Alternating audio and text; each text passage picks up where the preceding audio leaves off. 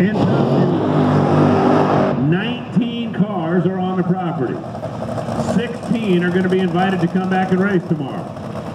I'm just doing the math in my head, but I believe that means a couple of people got to go home. And speaking of people I wish would go home, Brian Loans. Hey, chum. His live window on NHRA on Fox was earlier in the afternoon, so you got a free evening, and thank you for coming up to join me. Yeah, thanks for having me, and we're going to find out if Lex June has what it takes to go quicker than 4:06. Obviously coming off the best weekend of his American racing career in Bristol, got the big first-round upset win against Leah, but at the end of the day, you know, no surprise here, they've been burning up parts when they actually try to run this car hard.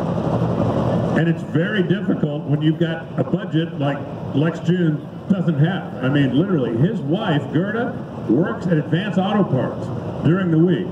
He works on this thing days, nights, weekends, you name it.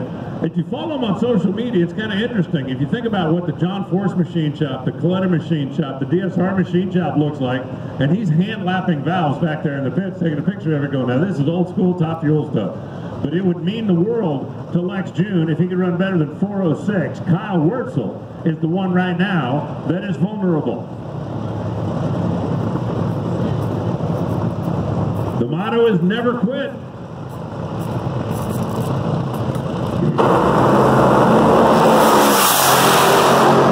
Oh, and that thing torched in the lights and goes 4:03 at 256 miles an hour. Lex June blows one up, lights one up, and at least for the moment, qualifies. Quite literally a blaze of glory here for Lex June, and things were looking swimmingly there for a little bit for June. The front half of the racetrack, 855 to 60 feet. I mean, there's really nothing wrong until it got wrong. Watch it one more time. You don't need a PhD in Top Fuel to know where this went wrong. As Brian said, looks good through the first part of the racetrack. 2.2 to the 330 is not record setting, but it certainly is going to get him in.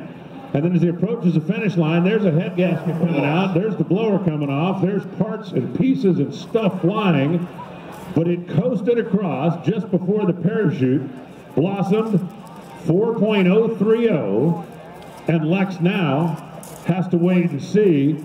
And I mean, certainly, Brian, you never wish any bad luck on anybody. If it smokes the tires, he doesn't make it, you go home disappointed, but you go home with a race car in one piece. At this point, if he stays in the field, it's going to be a late night putting that thing back together. If he doesn't stay in the field, it's devastating to a team like that that is running on a shoestring budget to do that much damage and not get qualifying money.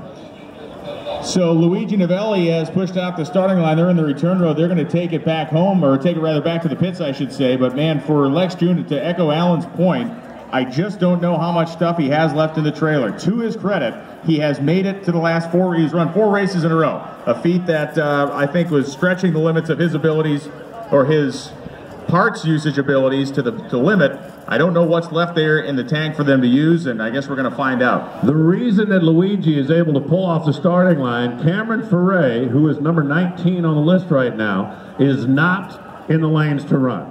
And that means that Luigi is mathematically locked in. If Kyle Wurtzel were to step up, and Chris Karamessinas, actually Luigi's not locked in. If the two of them were to step up, Luigi could be bumped, but they both have to run better than 393 to do it. Well, looks like the track's going to be shut down for a while. We can never talk about impossibilities because we have seen